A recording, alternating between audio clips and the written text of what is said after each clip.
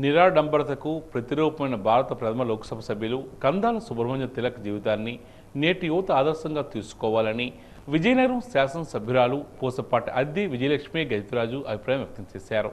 ఈరోజు పట్టణంలోని కందాల సుబ్రహ్మణ్యం తిలక్ 104వ జయంతి వేడుకలు ఘనంగా జరిగాయి. తిలక్ ఫౌండేషన్ ఆధ్వర్యంలో జరిగిన ఈ వేడుకలకు ముఖ్య అతిథిగా ఎమ్మెల్యే హాజరయ్యారు. ఈ సందర్భంగా తిలక్ ఫౌండేషన్ సమకూర్చిన స్కాలర్షిప్లను ప్రతిభావంతులైన పేద విద్యార్థులకు పంపిణీ చేశారు. అనంతరం వివిధ సేవా రంగాల్లో పనిచేస్తున్న వారిని సత్కరించారు. ఈ సందర్భంగా ఆమె మాట్లాడుతూ కేఎస్ తిలక్ తమ తాతగారైన పివిజి రాజు సమకాలీకులని పేర్కొన్నారు. సోషలిస్ట్ పార్టీ నేతగా అత్యంత నిరాడంబరమైన జీవితాన్ని గడిపి నీతి నిజాయితీలకు ప్రతిరూపంగా నిలిచారని కొనియాడారు.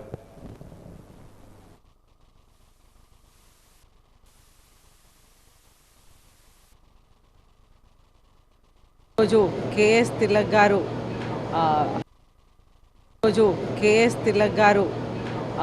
104 జయంతి సందర్భంగా మనం ఈరోజు వారి ఫౌండేషన్ నుంచి స్కాలర్షిప్స్ అందిస్తున్నాం, ఎస్పెషలీ పేద విద్యార్థులకి. అయితే మూవ్మెంట్లో చాలా ఎక్కువగా పాల్గొన్నారు.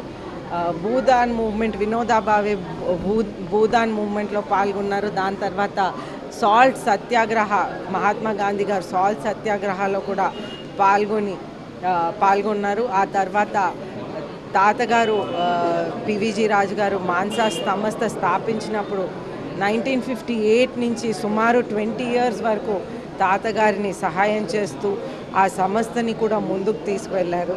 అయితే మనం చూస్తుంటే మాన్సాస్లో ప్రత్యేకంగా తిలక్ గారు చాలా ఎక్కువ కీలక పాత్ర అనేది వహించారు. రోజుల్లో అది ఒక్కటే ఎడ్యుకేషనల్ ఇన్స్టిట్యూషన్ అనేది ఉండేది. అది మొదలుపెట్టినప్పుడు 1958లో ఆంధ్ర యూనివర్సిటీ కూడా లేదు. మెడ్రాస్, చెన్నై తర్వాత ఇక్కడే విజయనగరంలోనే ఉండేది. అయితే దీంట్లో చాలా ఎక్కువ సమయం వారు కేటాయించి ఈ మాన్సా సంస్థల్ని, స్కూల్స్, కాలేజెస్ అన్నీ కూడా వారు ముందుకు నడిపించడానికి ఒక కీలక పాత్ర అనేది వహించారు.